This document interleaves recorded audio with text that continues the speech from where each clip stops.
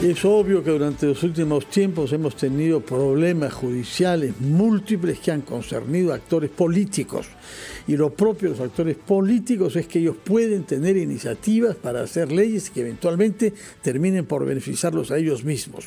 Lamentablemente hemos visto este principio aplicarse hasta el extremo con congresistas.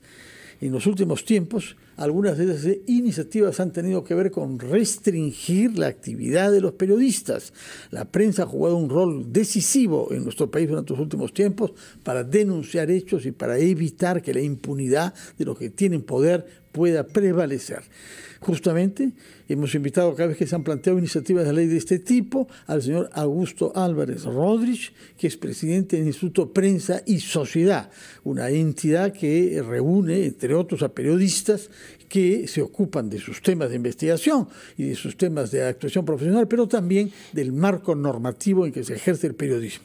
En los últimos días hemos tomado conocimiento de una iniciativa de ley formulada por el congresista Luis Cordero Jontay, que fue elegido como miembro de Acción Popular y después de algunos cuestionamientos que hubo de él, ha pasado rápidamente a ser miembro de Acción Popular. El señor quiere que se sancione severamente a los fiscales que se consideran responsables de que hayan filtraciones de diligencias que ellos llevan a cabo, diligencias que terminan por ser conocidas por periodistas que las difunden. Esa es su función. Uno se pregunta qué pasaría con numerosos casos, incluido el del Rolex, para mencionar al último, si es que no se hablara de eso en la prensa. Señor Álvarez Rodríguez, ¿qué piensa usted de esta iniciativa de Luis Cordero Jontay? Fernando, buenos días. Es una iniciativa absolutamente lamentable. En rigor es un tema que apunta a los fiscales, sí, no apunta al periodismo, pero claro, lo que le está diciendo a los fiscales es: te voy a sancionar muy gravemente si en los casos de colaboración eficaz tú le pasas la información a un periodista, porque ¿para qué sería esa filtración? Es para que se pueda divulgar. Y lo que ocurre es que ya hay normas para eso. No es que se requiera, cuando he escuchado a abogados, a Roberto Pereira, etcétera, dicen que ya existen normas que para sancionar al fiscal que se dedica a repartir la información como pan caliente, pero el problema es que lo que refleja es que es otra vez un intento por parte del Congreso de ver cómo se le ingenian, de manera muy absurda, la verdad, y cada vez más tonta, de evitar que las noticias salgan en los medios. Y esto se ve, o se le ve el fustán, cuando se ve quién es el señor Cordero Jontay, que es hermano de la mochazueldera emblemática del país, que es su hermana María. Y además él también tiene varios anticuchos que viene por cosas de compra de espionajes en Panamá y otros asuntos. Denuncias por golpear a su esposa. Sí. Y lo hace además dentro de una bancada que es la bancada de los niños, que es donde toditos están metidos con expediente porque son mochazuelderos y están siendo investigados por vender su voto a la ex fiscal Patricia Benavides para que recibían favores para limpiarlos.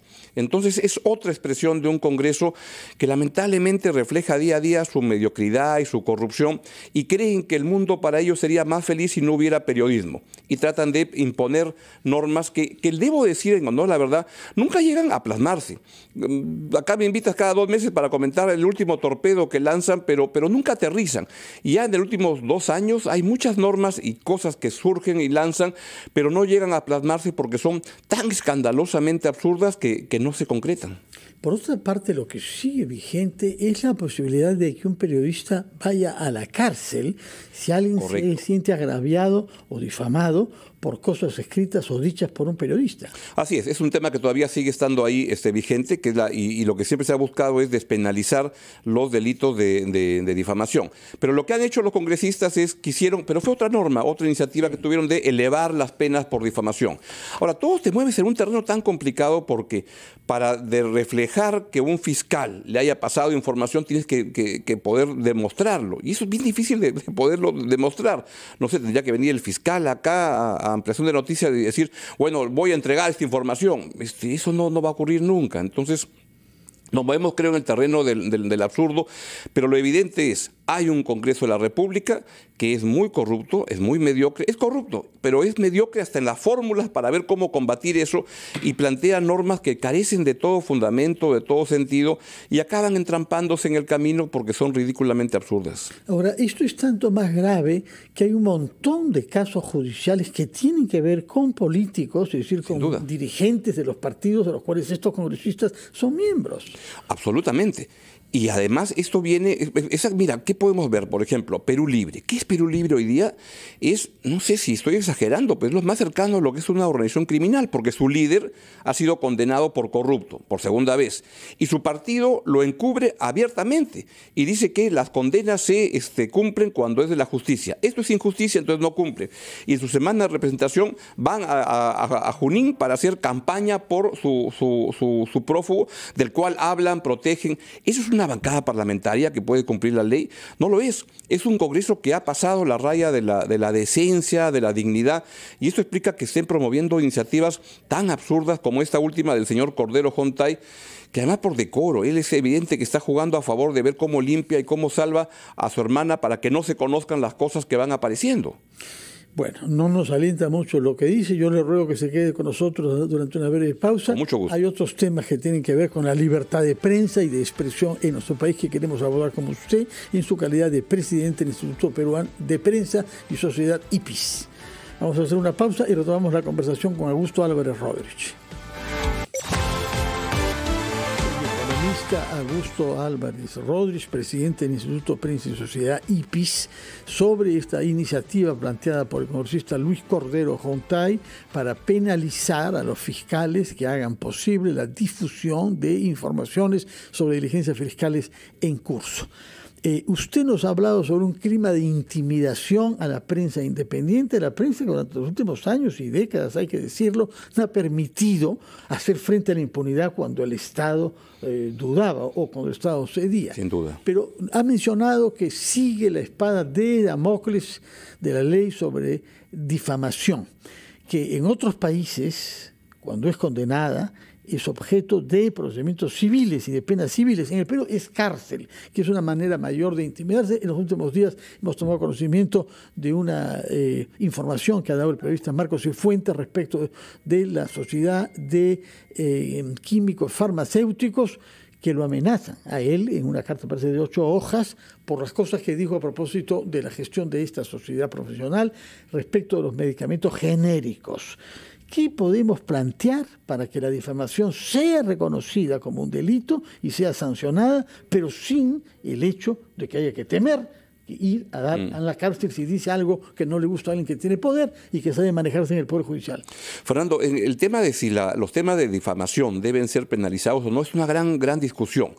Y te diría que entre los periodistas hay visiones diferentes y de hecho en IPIS hemos tenido algunas discusiones sobre el tema y hay periodistas que creen que sí debe ser penalizado, o gente vinculada a IPIS, hay gente que cree que no. Yo creo que no, que se debería despenalizar, que la difamación es un tema relevante, que cuando alguien siente en la sociedad que su honor ha sido mancillado, que ha sido malamente en su imagen perjudicado, etcétera, tiene el derecho a recurrir a las instancias correspondientes. Una importante es el Consejo de la Prensa, donde hay un tribunal de ética donde se puede recurrir y que ha tenido actuaciones importantes con las cuales uno puede estar a favor, en contra, discrepar, pero es una instancia. La otra es el Poder Judicial. Pero mi impresión personal es que debería ser despenalizado y que es un tema que se debe ver en el fuero civil y no en el fuero penal. Y que aquel que sienta que ha sido mancillado, pues debe tener la capacidad de recurrir a las instancias como esas para hacer valer su honor, y que el único límite a la libertad de expresión es la ley, donde la ley te dice dónde te pasas de la raya, dónde no, y ahí es donde se deben decidir las cosas. Permítame una breve interrupción porque hemos recibido una llamada telefónica del señor Jorge del Castillo que quiere hacer alguna precisión, creo, sobre el caso en el que actúa como abogado defensor de la ex fiscal suspendida, Patricia Benavides. Doctor del Castillo, buenos días, bienvenido a RPP. Muchas gracias, señor Carvalho. Disculpe usted la interrupción y saludos al señor Álvarez Rodríguez, pero quiero yo precisar lo siguiente, porque el señor Álvarez Rodríguez ha afirmado que cuando hemos comentado de estos congresistas de Acción Popular, como si tuvieran una vinculación, un ofrecimiento de impunidad de la doctora Benavides. Para empezar, quiero decir que 4 de esos 6 señores tienen una denuncia constitucional en trámite hecha por la doctora Benavides. 5 de ellos tienen una investigación preliminar en trámite hecha por la doctora Benavides. Ninguno de ellos ha tenido un archivamiento de ninguna causa.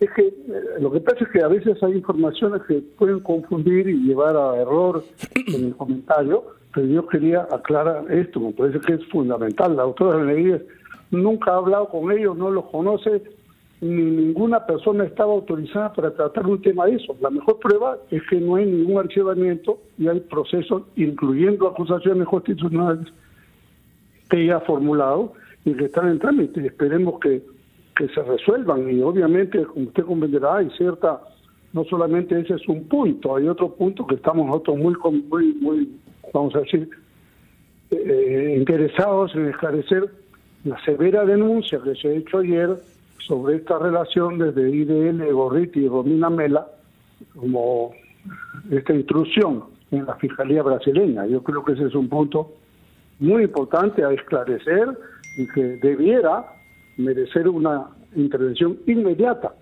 de la Junta Nacional de Justicia y de otros autoridades. Muy bien, señor del Castillo, tomamos nota de sus 2 observaciones. La primera sobre el comportamiento que, según usted, ha tenido la señora Patricia Benavides respecto a los congresistas cuestionados, y la segunda sobre el rol de IDL en la Fiscalía de Brasil. Muchas gracias y muy buenos días. Fernando, ¿y puedo preguntarle al doctor Castillo, una pregunta? ¿Y hay otros casos en los cuales sí hay congresistas que están siendo investigados por ese vínculo con la señora Benavides?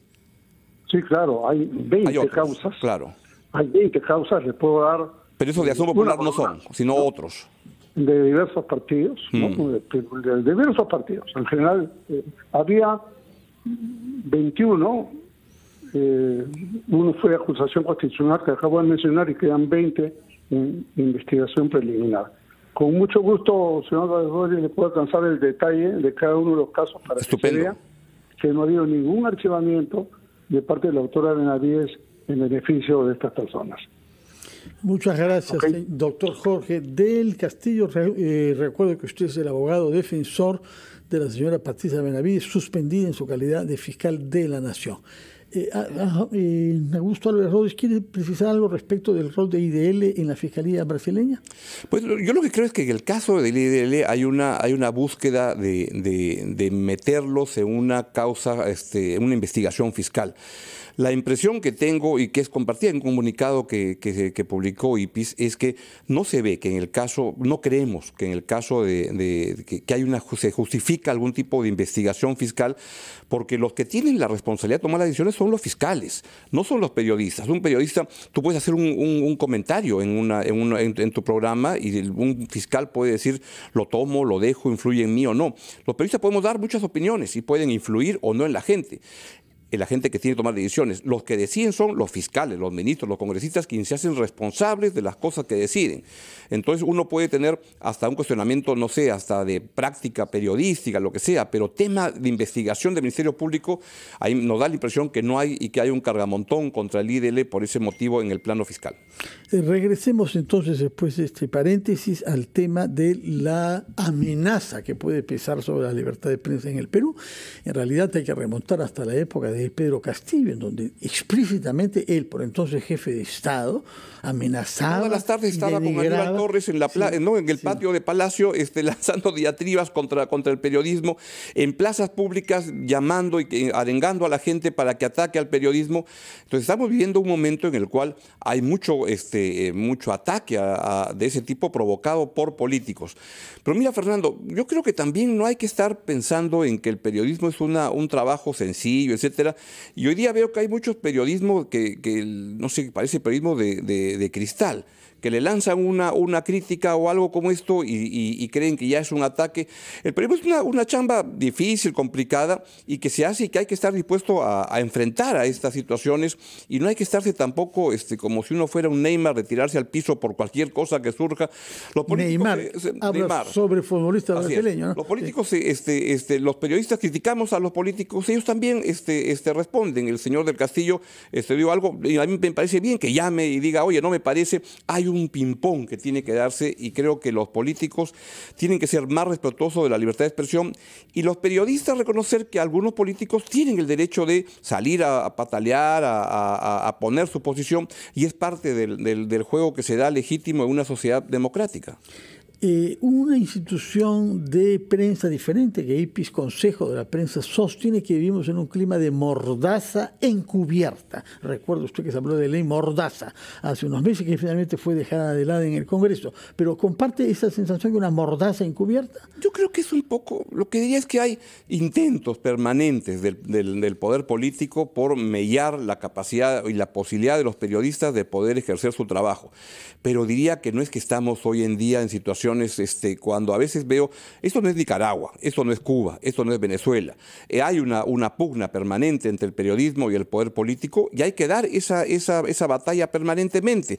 Pero tampoco diría, hay que estar militantemente parando cada iniciativa que surge cada mes y medio, cada 2 meses por parte del Congreso, con propuestas que lo que buscan es asustar a los periodistas, elevar las penas y asustar por ahí para que no se pueda investigar.